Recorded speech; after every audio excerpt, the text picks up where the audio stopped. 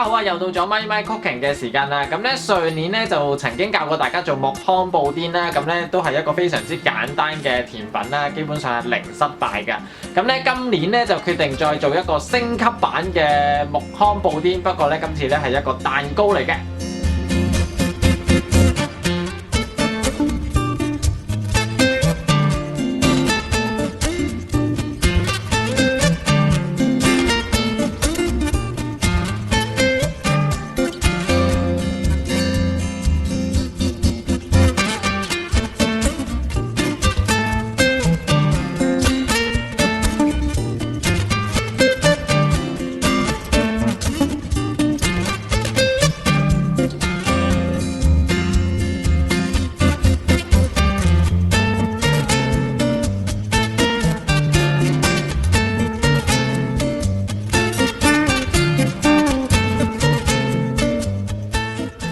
首先咧就將無鹽牛油咧就變成牛油溶液啦，咁你可以選擇用熱水去助溶，又或者用微波爐去叮溶佢嘅。咁喺度提提大家啦，如果用微波爐嘅話咧，記得要包好保鮮紙啦，同埋要用最低溫度去慢慢叮，如果唔係太高溫度咧就好容易會爆。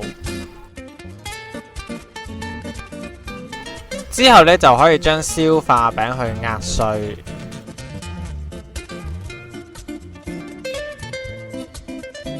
然後咧就將餅碎啦同埋牛油溶液咧去撈勻，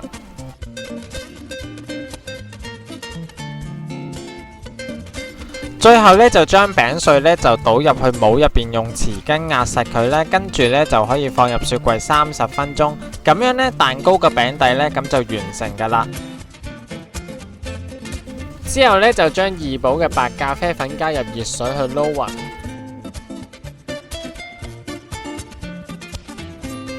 然後咧就可以將馬利餅壓碎，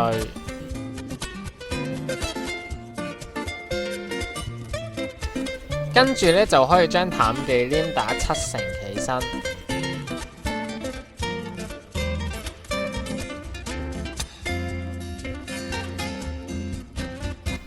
之後咧就可以加入 rum 酒啦、雲呢拿香油同埋煉奶去撈勻。咁呢個時候咧就要將電動打蛋器咧就轉為慢速。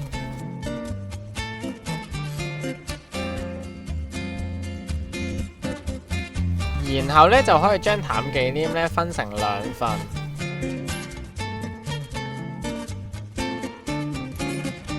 跟住咧就可以將其中1份嘅淡忌廉咧就加入咖啡溶液去撈勻，之後咧就可以將淡忌廉咧就放入擠袋入邊。然後咧就喺蛋糕模入邊咧擠上原味嘅忌廉啦，並加上1層嘅馬利餅碎，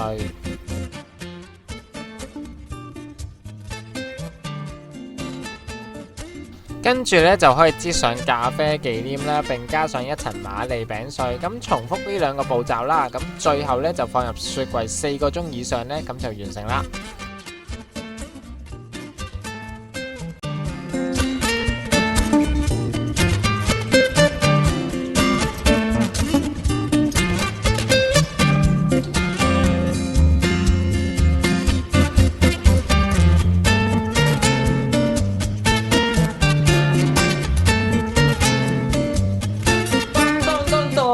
話咁快咧就已經完成咗我手頭上呢一個嘅2種味道嘅木糠布甸蛋糕啦。咁啊依家梗係事不宜遲，等我去試食一下先啦。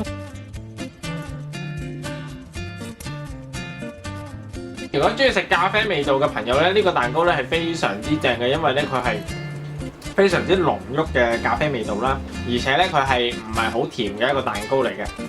咁但係如果你係想做翻原味嘅話，我就略嫌呢個蛋糕咧其實咧就唔夠甜嘅，咁所以咧可能喺煉奶方面咧可能要加多10至20 gram 去做咧，